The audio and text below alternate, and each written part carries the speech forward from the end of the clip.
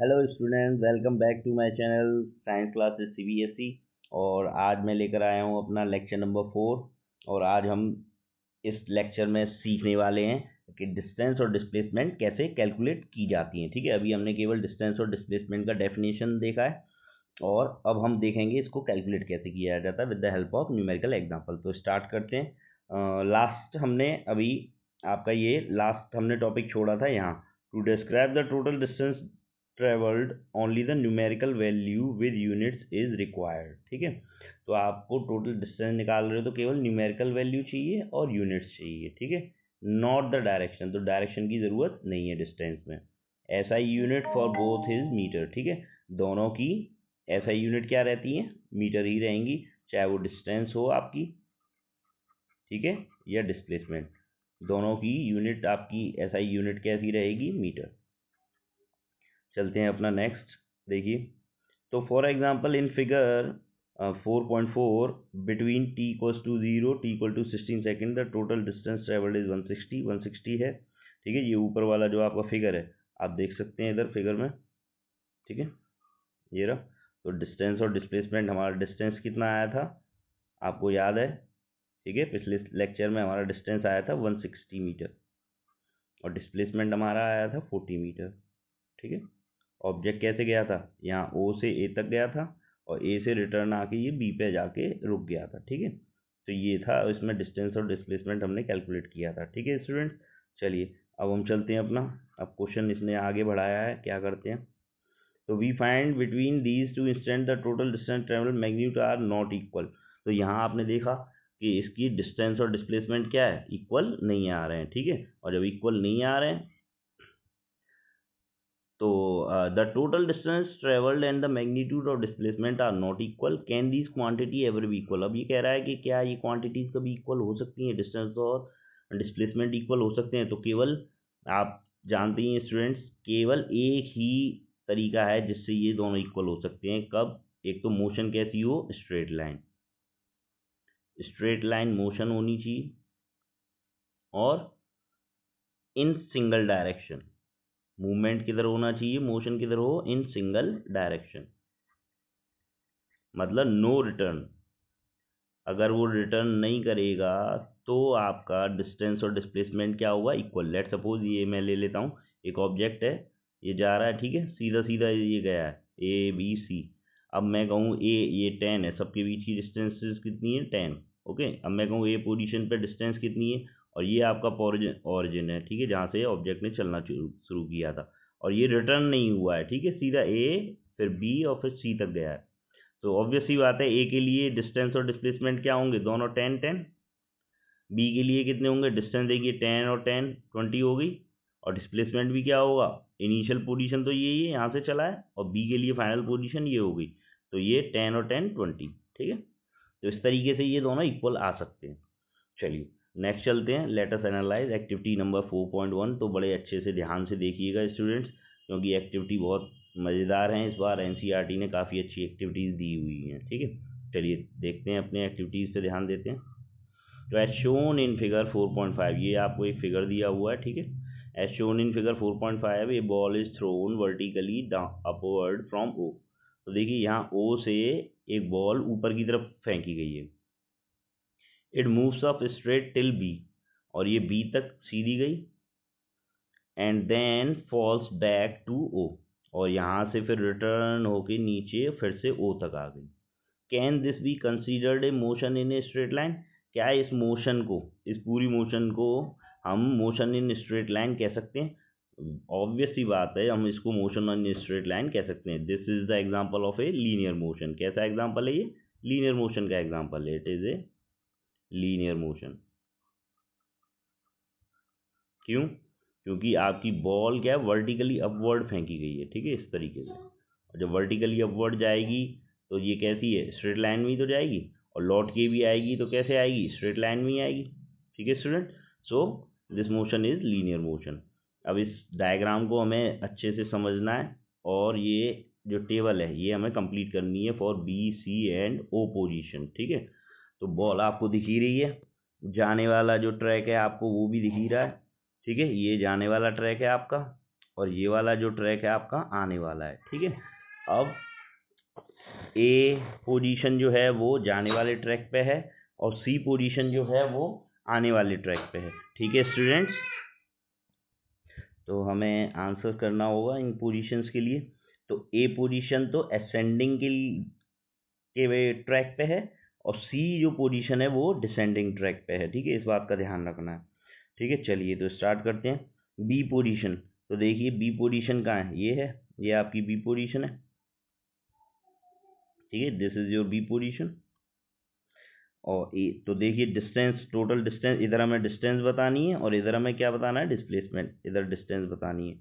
तो B position के लिए डिस्टेंस देखिए क्या होगी, this will be O B and how much is O B, 140, ठीक है। सो स्टूडेंट्स हमारा जो ओ बी है वो आप कितना हो जाएगा, 140। डिस्प्लेसमेंट भी क्या रहेगा आपका, सीधी सी बात है, यहाँ से ये सीधा यहाँ तक गया है, ठीक है। तो अभी इसने ना कोई रिटर्न पाथ तो लिया नहीं है, तो इसका डिस्प्लेसमेंट भी कितना हो जाएगा, 140, ठीक है। अब हम आते हैं सी पोजीशन। तो सी पोजीशन जो है वो रिटर्न ट्रैक पे है लौटते वक्त, ठीक है। तो अभी डिस्टेंस के लिए पहले हमें ओ बी और फिर बी सी कैलकुलेट करना पड़ेगा। डिस्टेंस निकालनी है तो O B plus B C and how much is O B, O B is 140 and how much is B C, B C देखिए हर बार 20 गिर रहा है, 20 20 एंड 20, तो इट इज 60, तो it is total 200, okay, it is total 200। Now displacement, तो देखिए initial position तो ये है, ओ से स्टार्ट हुआ है और सी तक यहाँ लौट के आ गया है, अभी रिटर्न आ गया है, ठीक है। तो ये रिटर्न आ गया है, तो ये इनिशियल और ये फाइनल, इनिशियल और फाइनल के बीच का कितना डिस्टेंस है स्टूडेंट्स, इनिशियल और फाइनल के बीच में कितना डिस्टेंस है, 0 to 80, so displacement will be 80 centimetre, okay. Now अब ये रिटर्न आ गया है ओ तक, तो उसके लिए आपको बताना है ओ से ये रिटर्न आ जाएगा यहाँ तक, तो डिस्टेंस कितना हो जाएगा, O B plus B O, तो O B plus B O जो होगा ये टोटल डिस्टेंस होगा आपका, और टोटल डिस्टेंस कितना हो जाएगा, 140 प्लस 140, सो इट इज 280, तो डिस्टेंस आ जाएगी 280 और डिस्प्लेसमेंट कितना हो जाएगा, देखिए अब बॉल यहाँ से चली थी, इनिशियल पोजीशन यही है और फाइनल भी यही हो गई अब इसकी, ठीक है। इनिशियल भी यही है और फाइनल भी यही है, इनिशियल भी यही है और फाइनल भी यही है, तो ऑब्वियस ही बात है फिर डिस्प्लेसमेंट क्या हो जाता है इस केस में, 0 हो जाता है, कितना हो जाता है, 0, तो यहाँ 0 आ जाएगा, यहाँ आपका कितना आया था, 280। सी पोजीशन के लिए मैंने आपको बताया था 100 प्लस 60, 160, सॉरी 200 आया था ये हमारा, और सी पोजीशन के लिए डिस्प्लेसमेंट हमारा कितना था, 80। बी पोजीशन के लिए ये हमारा था 140 और डिस्प्लेसमेंट भी आपका था 140। तो स्टूडेंट इस टेबल को आप लिख लीजिए अपने पास, ठीक है। अब हम चलते हैं नेक्स्ट क्वेश्चन पे। Analyse the table filled in the end choose the following true, following is true for displacement. Displacement के लिए, इस केस के लिए जो डिस्प्लेसमेंट के लिए क्या बातें कही जा रही हैं, ये स्टेटमेंट दिए जा रहे हैं, तो इनमें से कौन सा सही है ये आपको बताना है। It is never zero, it is never, student it is never be zero, ये जीरो नहीं हो सकता कभी भी, तो ये बात गलत है, ठीक है। लास्ट केस जो ओ वाला है आपका, इसमें आपका डिस्प्लेसमेंट क्या हो रहा है, 0 हो रहा है, तो it is a false. Next, its magnitude can be greater than the total distance travel, तो आपको मैं पहले भी बता चुका हूँ स्टूडेंट, और ये बात हमेशा ध्यान रखिए, डिस्टेंस जो है आपकी हमेशा डिस्प्लेसमेंट से बड़ी रहेगी या बराबर रहेगी। डिस्प्लेसमेंट कभी भी ज़्यादा नहीं हो सकता डिस्टेंस से, इक्वल हो सकता है, वो भी कंडीशन आपको बता दी है। इक्वल की कंडीशन कब आएगी, जब मोशन सिंगल डायरेक्शन में रहेगी और स्ट्रेट लाइन में रहेगी, ठीक है। स्ट्रेट लाइन मोशन हो और यूनी डायरेक्शन में मोशन हो, रिटर्न पाथ ना हो, तो आपका डिस्टेंस और डिस्प्लेसमेंट दोनों इक्वल हो जाते हैं, ठीक है। चलिए नंबर 3, इट्स, तो ये भी स्टेटमेंट आपका क्या है, फॉल्स है। Number 3, it's magnitude is less than और equal to the total distance travelled, तो ये स्टेटमेंट सही है, ठीक है। डिस्प्लेसमेंट का मैग्नीट्यूड क्या है, कम रहेगा डिस्टेंस से या बराबर रहेगा, इस फॉर्मूले को आप ध्यान रखिएगा, छोटा सा फॉर्मूला है, so it is A true.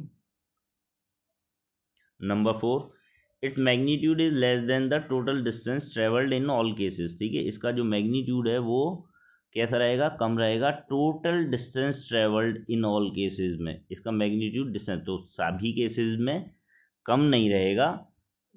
जो केसेस हैं आपके जीरो, ए और बी, इन दोनों केसेस में आप देख सकते हो, देखिए डिस्टेंस और डिस्प्लेसमेंट कैसे आ रहे हैं आपके, इक्वल आ रहे हैं। कैसे आ रहे हैं, इक्वल। देखिए जीरो है, यहाँ भी जीरो है और यहाँ भी जीरो है, डिस्टेंस और डिस्प्लेसमेंट इक्वल है। यहाँ 40 है, यहाँ 40 है, और यहाँ भी मैंने आपको पता है बी के लिए कितना बताया था, 140 और 140। ठीक है, चलिए तो ये केस भी आपका क्या हो जाएगा, फॉल्स हो जाएगा। चलिए स्टूडेंट, अब चलते हैं पॉज एंड पॉन्डर पे। तो बहुत ही अच्छा दिया है क्वेश्चन, चलिए फटाफट से इनको सॉल्व करते हैं। In the example of athlete running back and forth on a straight track, when will the displacement of athlete be zero. Displacement पूछ रहे हैं, ठीक है, तो आपको पता हो कि पहले ये यूं गया था और यहाँ बी पे आके रुक गया था। ठीक है, ये ओरिजिन था। ठीक है, और यहाँ आपका 160 इसने चला था, ये 100 था आपका। अब ये कह रहे हैं डिस्प्लेसमेंट कब जीरो हो सकता है, तो ऑब्वियस ही बात है जब वो रिटर्न करके ओ तक आ जाएगा। ठीक है, तो इसका आंसर क्या हो जाएगा, when athlete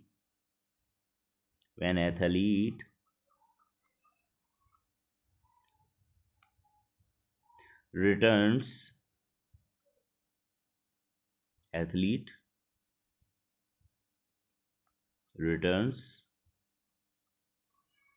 to O, then displacement equals to zero. What will be the total distance traveled in that case, तो total distance तो कितनी हो जाएगी, जाने का 100 और आने का भी 100, तो टोटल डिस्टेंस कितनी हो जाएगी, 200। ठीक है, ये आपको ये क्वेश्चन देख लीजिए एक बार, अगर आप भूल गए हो तो मैं आपको फिर से दिखा देता हूँ। ठीक है, फटाफट से देखिए सभी लोग, that is the question, this is the diagram. So this was the diagram. तो यहाँ आप देख रहे हैं 100 ये रहा और लौट के आ जाएगा 100, तो डिस्टेंस तो कितनी हो जाएगी, 200 हो जाएगी आपकी, और डिस्प्लेसमेंट क्या हो जाएगा तब, जीरो, क्योंकि इनिशियल और फाइनल पोजीशन दोनों की जीरो हो जाएंगी। ठीक है, चलिए स्टूडेंट, तो नेक्स्ट पॉज एंड पॉन्डर के नेक्स्ट क्वेश्चन पे चलते हैं। Fuel used up in the vehicle depends on which of the following. जो व्हीकल है आपका, कोई व्हीकल होता है वो चलता है तो उसका फ्यूल कंज्यूम जो है वो किस पे डिपेंड करता है। ठीक है, तो डिस्टेंस पे करता है या डिस्प्लेसमेंट पे, तो ऑब्वियस ही बात है भाई, ऐसा थोड़ी है कि मैं लौट के आ गया मेरा डिस्प्लेसमेंट जीरो है तो फ्यूल कुछ यूज नहीं होगा। आई बात समझ में, तो fuel will be used on the distance travel. ठीक है, आप जितना ज़्यादा डिस्टेंस चलोगे उतना ज़्यादा आप फ्यूल यूज अप करोगे। ठीक है, फ्यूल यूज अप होगा। ठीक है, चलिए नेक्स्ट क्वेश्चन नंबर थर्ड।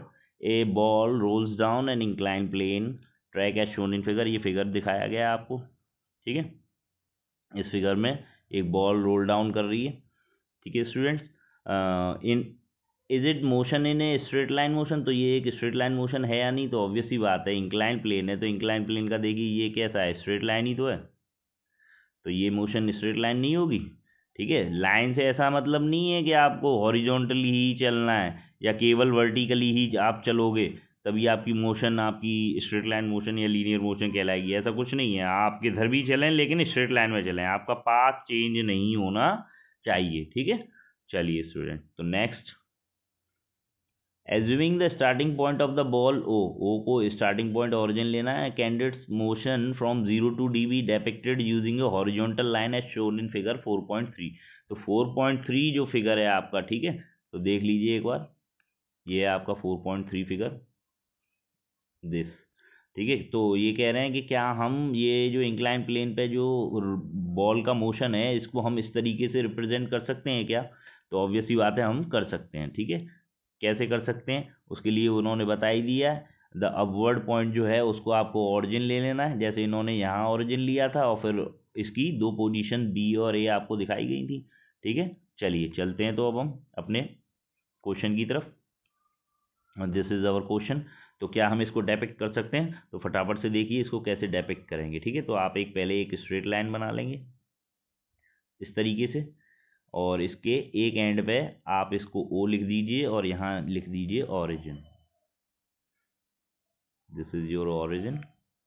ठीक है, now let's take a point A, second another point B, third point C, and the last point is D. Okay, and show the distances. This is 40, 10 centimeter, 20 centimeter, and this is 30 centimeter. Okay, so हमने ये motion जो incline plane पे है वो अब हमने along this इस तरीके से हम स्ट्रेट लाइन पे दिखा सकते हैं, चाहे मोशन कैसी भी हो, ठीक है, चाहे वो किसी भी डायरेक्शन में मूव कर रहा हो, लेकिन स्ट्रेट लाइन में अगर वो मूव कर रहा है, ठीक है, स्ट्रेट लाइन में अगर वो चल रहा है तो हम उसको इस तरीके से मोशन को दिखा सकते हैं। ओके स्टूडेंट, चलिए तो अब हम अपना चलते हैं नेक्स्ट। ये सेकंड क्वेश्चन हो गया है। Are the values of total distance traveled and magnitude of displacement from O equal or different at position A, B, C, D? ठीक है, आपसे पूछ रहा है ये A position, B position, C position और D पोजीशन पे जब ये यहाँ ऑरिजिन O से मूव किया है तो इसने डिस्टेंस और डिस्प्लेसमेंट दोनों इक्वल रहेंगे इन सभी पोजीशंस के लिए। तो फटाफट से हम ये टेबल कंप्लीट कर लेते हैं जैसा पिछली बार में थी, ठीक है, तो फटाफट से देखिए सभी लोग। तो टेबल बनाएंगे हम पहले।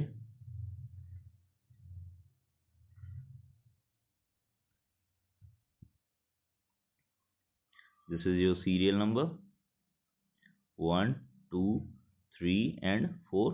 Positions are given A, B, C and D. ठीक है, these are the position.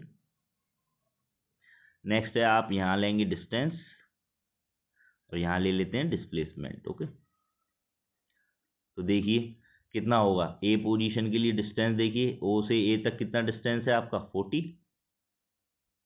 और डिस्प्लेसमेंट भी क्या रहेगा 40, क्योंकि अलोंग ये मोशन बॉल ऑब्वियस ही बात है एक ही तरफ जाएगी, नीचे ही जाएगी, लौट के तो आ ही नहीं सकती, तो ऑब्वियस ही बात है इन सभी केसेस में आपका डिस्टेंस और डिस्प्लेसमेंट क्या रहेगा, इक्वल रहेगा।